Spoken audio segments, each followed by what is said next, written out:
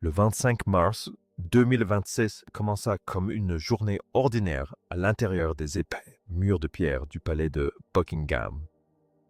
À huis clos de hauts responsables royaux rédigeaient une note officielle.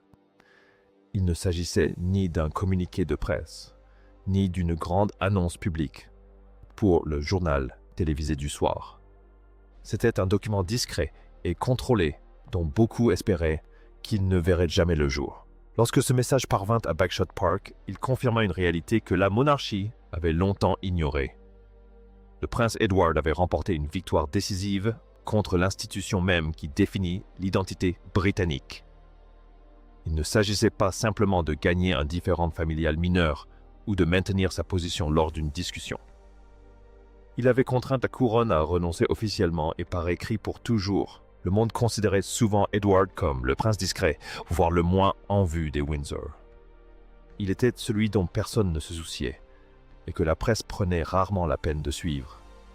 Pourtant, il avait bâti une défense si impénétrable que même les avocats choisissent de ce roi en restèrent sauf sans qu'ils ne trouvèrent pas la moindre faille dans le mur qu'Edward avait mis des décennies à s'y construire. Pour comprendre cette victoire, il faut se pencher sur le passé d'un prince et d'une reine mourants. Élisabeth II savait que son temps était compté et que sa famille se désagrégée rapidement. Elle signa accablée par le chagrin des documents dont elle pressentait l'importance capitale. Ce qui se produisit en 2020 fit bien plus qu'ébranler la famille. Cela redéfinit les règles de la monarchie.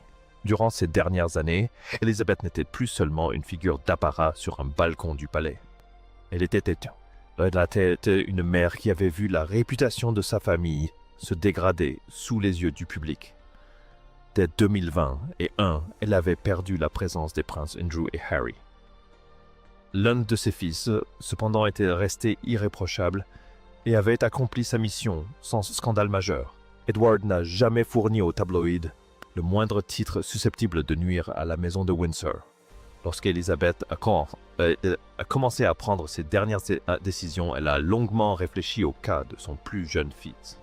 Le titre de duc d'Édimbourg avait été l'identité du prince Philippe pendant plus de 70 longues années. Il représentait l'œuvre de sa vie, sa contribution unique et son immense héritage historique. La reine savait que sans protection adéquate, ce titre pourrait lui être retiré ou discrètement dévalorisé. Elle décida donc de le léguer à Edward avec une valeur juridique contraignante. Cette promesse fut tenue en avril 2023, lorsque le roi Charles lui conféra officiellement le duché. À l'époque, la transition semblait se dérouler sans heurts et avec dignité pour la famille, ce que les caméras n'ont pas montré au public. C'est la seconde partie de cet héritage.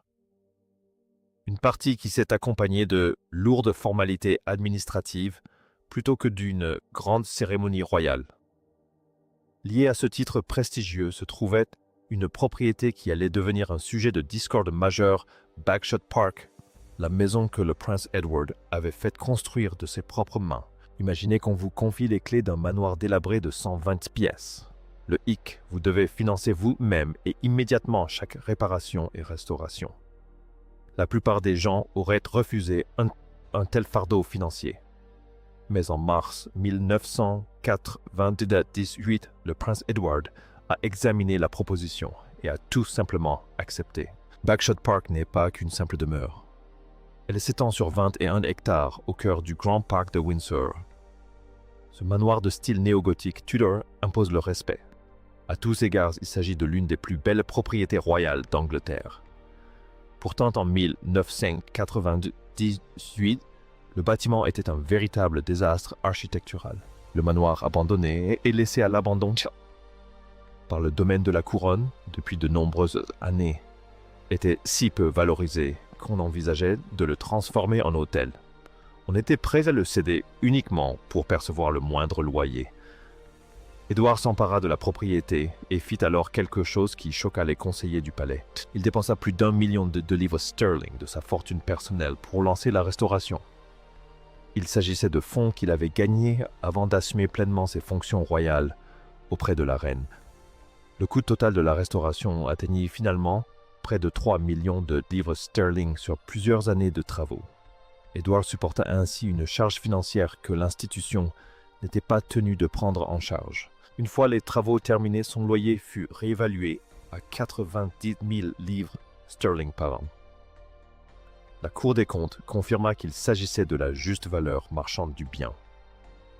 Edward paya ce prix élevé chaque année, sans se plaindre ni tenter de négocier. Il respecta scrupuleusement toutes les règles, tandis que son frère Andrew vivait dans des conditions financières totalement différentes. L'un des princes a respecté la loi, tandis que l'autre a bénéficié d'un traitement de faveur de la part du palais. En 2007, Edward est allé encore plus loin pour protéger sa résidence et l'avenir de sa famille. Il a déboursé 5 millions de livres sterling pour prolonger son bail à Bagshot Park jusqu'à 150 ans. Il ne s'agissait pas d'un arrangement à court terme, ni d'une simple prise de contrôle provisoire du parc. Il s'est lié d'amitié avec cette propriété pour toute sa vie et pour les générations futures. Édouard s'est procuré le droit légal de vendre le bail et d'en conserver les bénéfices. Il a instauré un contrôle tel qu'aucun décret royal ne pouvait l'annuler facilement ou rapidement. En 2026, la valeur de la propriété avait grimpé jusqu'à environ 30 millions de livres sterling. Soudain, le programme de modernisation de Buckingham Palace s'est trouvé motivé par un objectif financier très clair. Le roi Charles était monté sur le trône en 2022 avec une vision précise et publique. Il souhaitait une monarchie allégée avec moins de membres actifs de la famille royale et des finances centrales bien plus rigoureuses. Il voulait un contrôle total sur la manière dont l'institution royale projetait son pouvoir. Ses objectifs paraissaient raisonnables et sensés aux yeux du contribuable britannique moyen. Mais la mise en œuvre concrète de cette vision s'est avérée être une véritable consolidation du pouvoir. Les baux royaux ont été soudainement réexaminés et des audits financiers ont été menés à huis clos. Des pressions discrètes ont été exercées sur les membres de la famille royale concernant leurs avoirs et leurs dettes. Bagshot Park devint une cible prioritaire pour la nouvelle équipe de conseillers financiers du roi réputé pour son approche offensive. Mais ils se heurtèrent à un homme qui préparait ce conflit depuis la fin des années 1990. Dans ces dernières années, la reine Élisabeth fit exactement ce que le prince Philippe l'avait incité à faire. Elle rédigea une lettre d'intention formelle liant la résidence à la couronne.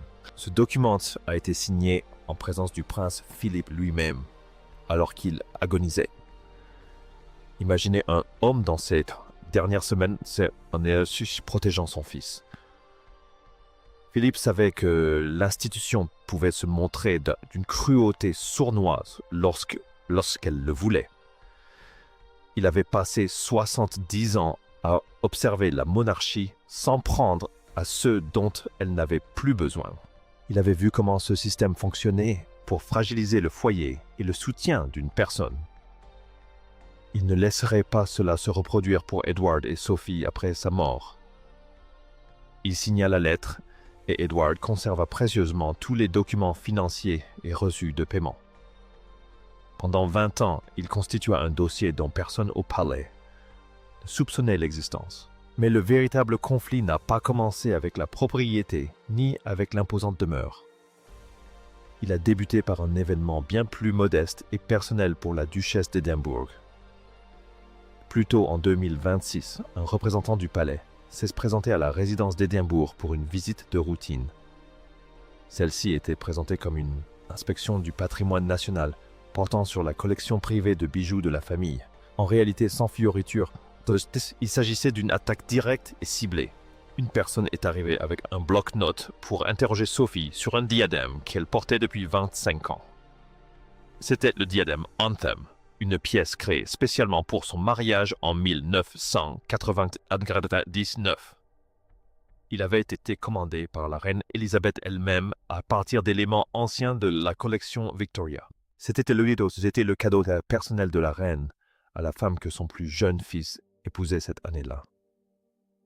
Pendant près de 20 ans, ce fut le seul diadème que Sophie porta régulièrement lors des événements officiels. Elle n'eut jamais le même accès aux grands diadèmes d'apparat que les autres membres de la famille royale. Le diadème Anthem était sa couronne, le seul bijou qui lui appartient entièrement. Or, cette pièce très personnelle était remise en question par la nouvelle équipe du roi. Le palais soutenait que puisqu'elle contenait des pierres datant de l'époque victorienne, elle appartenait à la couronne. On souhaitait la déplacer dans la chambre forte centrale et obliger Sophie à demander l'autorisation. Elle devrait donc solliciter son propre cadeau de mariage à chaque fois qu'elle voudrait le porter. L'équipe juridique d'Edward a immédiatement perçu le piège que le palais tentait de leur tendre. Si un cadeau personnel pouvait être requalifié de cette manière, alors tous les cadeaux royaux étaient menacés. Chaque bijou offert par Élisabeth durant ses 70 ans de règne pouvait être repris. Même la collection de la reine Camilla se retrouverait prise au piège de ce dangereux engrenage juridique. Le raisonnement du palais était fallacieux et s'est rapidement retourné contre lui-même. Les avocats d'Edward ne se sont pas contentés de relever l'erreur. Ils ont réfuté l'argument de manière définitive. Ils ont produit un acte de donation signé par la reine Élisabeth en 1999, qui qualifiait explicitement le diadème Anthem de cadeau de mariage privé et non de prêt d'État. Le document prouvait que le diadème appartenait à Sophie et n'était placé dans aucun organisme fiduciaire. Mais Edward était allé encore plus loin lors de la conception des années auparavant. Il avait collaboré avec des joailliers royaux pour créer une parure de perles assorties. Détenteur personnel des droits de conception, il soutenait que l'ensemble formait une seule et même œuvre d'art. Retirer le diadème briserait cet équilibre et créerait une dimension juridique imprévue. Ce dossier contenait également un autre élément révélateur des liens familiaux profonds. En 2019, Sophie avait par inadvertance appelé la reine « maman » lors d'un discours public. Dans un monde où chaque mot était pesé, ce lapsus en disait long. La femme qui avait signé l'acte de donation était celle que Sophie aimait comme une mère.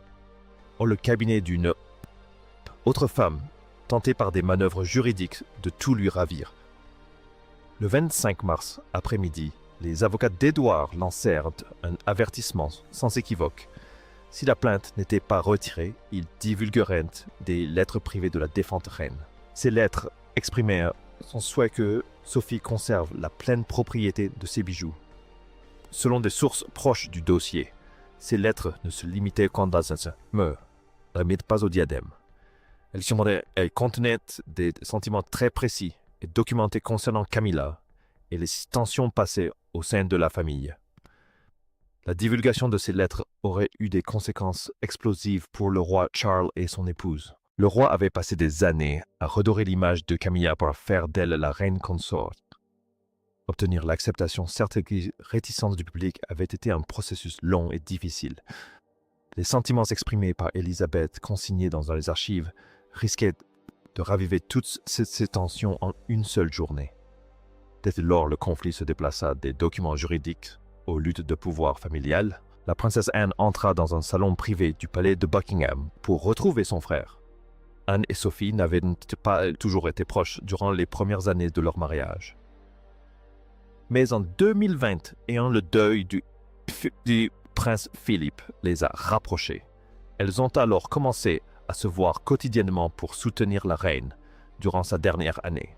La distance entre eux s'est estompée et un lien protecteur s'est enfin tissé.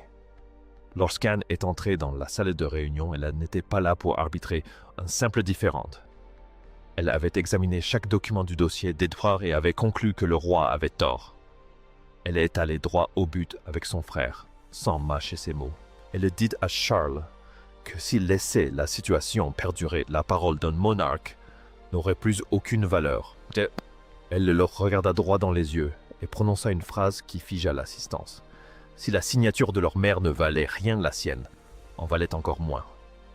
C'était une attaque directe contre les fondements mêmes de l'autorité royale. Le pouvoir d'un roi repose entièrement sur la confiance que sa parole signée sera respectée. Cette confiance se transmet sans interruption, transmise par tous les monarques qui l'ont précédé. Rompre cette chaîne, c'est faire bien plus que déshonorer la mémoire de sa mère. C'est affaiblir sa propre position et la crédibilité de toutes ses promesses. Anne avait personnellement examiné les documents de Bagshot Park et connaissait les détails juridiques. Elle savait ce qu'Édouard avait payé et les conditions acceptées par le domaine de la couronne. Elle a clairement affirmé sa position. Le bail de 150 ans était valable. O'Ilny avait rien à contester. Elle considérait le diadème et la maison comme les deux faces d'une même pièce. Ces deux cadeaux étaient des présents personnels d'Élisabeth, tous deux assortis de documents légaux signés.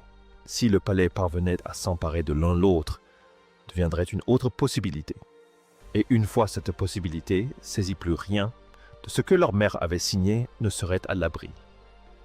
Anne alla même jusqu'à menacer de procéder à un audit complet de la maison de Camilla. Il ne s'agissait pas d'une vaine menace, car Anne a fait preuve d'une rigueur et d'une responsabilité financière exemplaires depuis des décennies. Si elle affirme vouloir révéler les dépenses d'un ménage, la presse la croit. Elle a également abordé la pression croissante exercée sur les enfants d'Edward James et Lady Louise. Anne a mis un terme aux tentatives visant à les contraindre prématurément à une vie privée. Elle avait choisi de préserver l'intimité de ses enfants, mais c'était son choix personnel. Elle ne pouvait tolérer que des pressions institutionnelles soient exercées sur sa nièce et son neveu. Lorsqu'elle quitta la pièce, Charles se retrouva face à un dilemme: choisir entre les exigences de sa femme et les décisions de sa mère. Aucune des deux options ne convenait au nouveau roi. Peu après cette réunion, l'équipe juridique du roi rendit sa décision finale. La position du prince Edward était pratiquement inébranlable et résisterait à n'importe quel tribunal. Chaque document du bail à l'acte de donation avait passé avec succès un examen minutieux. Charles fut profondément affecté par le fait que ses deux parents aient protégé Edward de concert. Il ignorait l'existence de la lettre dont Philippe avait été témoin à la fin de sa vie. Cela changea radicalement la nature du conflit pour le roi. Il s'agissait pour eux deux de veiller à ce que l'avenir d'Edward et de Sophie leur survive. Charles croyait conserver une certaine autorité résiduelle sur le titre qu'il avait octroyé. Ses propres avocats lui ont pourtant affirmé par écrit qu'il se trompait complètement. Ce que sa mère avait donné à Edward n'était ni temporaire, ni conditionnel, ni soumis à l'approbation royale. Il s'agissait d'un héritage légal attesté par les plus hauts membres de la monarchie. Lorsque la loi l'a trahi, le roi a contourné les instances officielles du palais. Il a rédigé un billet privé manuscrit et l'a envoyé directement à Bagshot Park. Il s'agissait d'un monarque en exercice écrivant à son frère cadet pour solliciter une discussion familiale. Les voix officielles l'avaient abandonné car Edward avait refusé de se plier à ses règles. La réaction d'Edward a clairement établi la nouvelle réalité au sein de la famille. Il refusait de rencontrer le roi sans la présence de toute son équipe juridique. Ce refus signifiait à tous au palais que ce n'était plus un simple désaccord familial.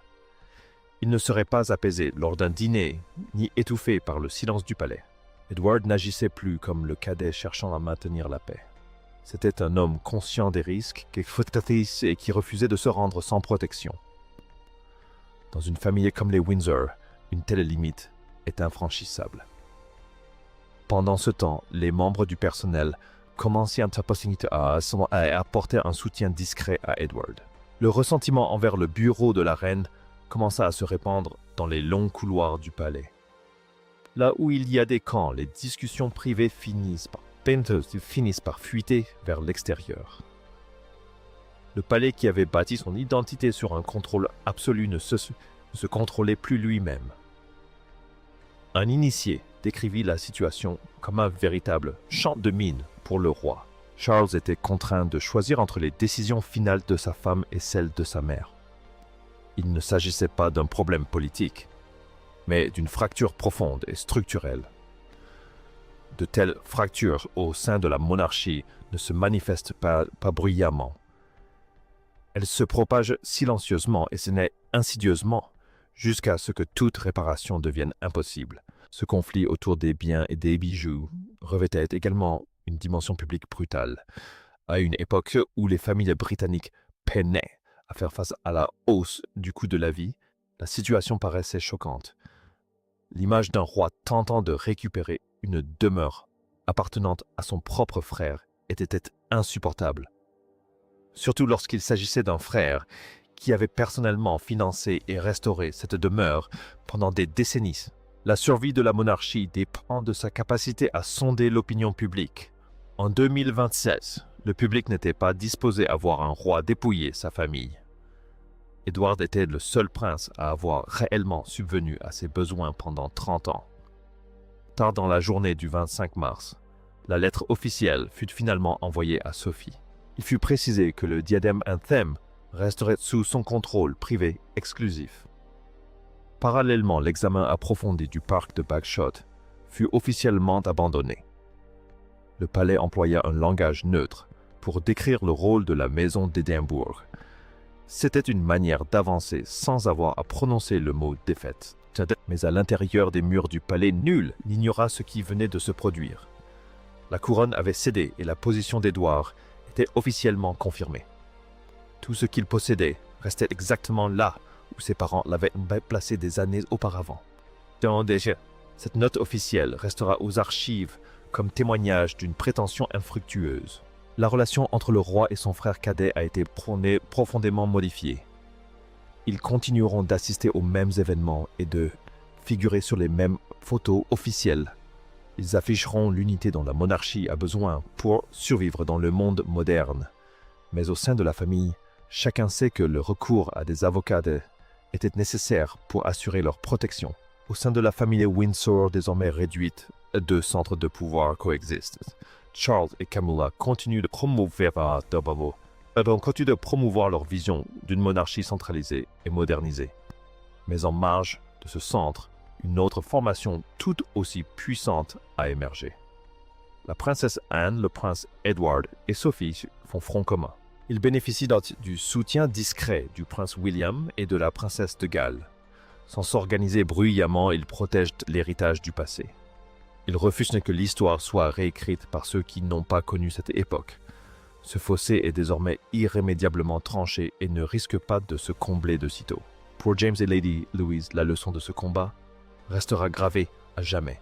Ils ont vu leur père remporter une victoire décisive, sans tapage médiatique ni appel. Il avait conservé tous les documents, a fait confiance à la loi et était prêt le moment venu. Un jour, James portera le titre de duc d'Édimbourg. Il portera ce titre avec une connaissance que ses prédécesseurs n'ont jamais eu à acquérir. Il saura que l'institution capable de donner peut aussi tenter de reprendre. Il saura que les sentiments ne valent rien sans une signature sur un document légal. Cette connaissance le rendra prudent pour le restant de ses jours. Charles possède la monarchie et l'autorité qui en découle.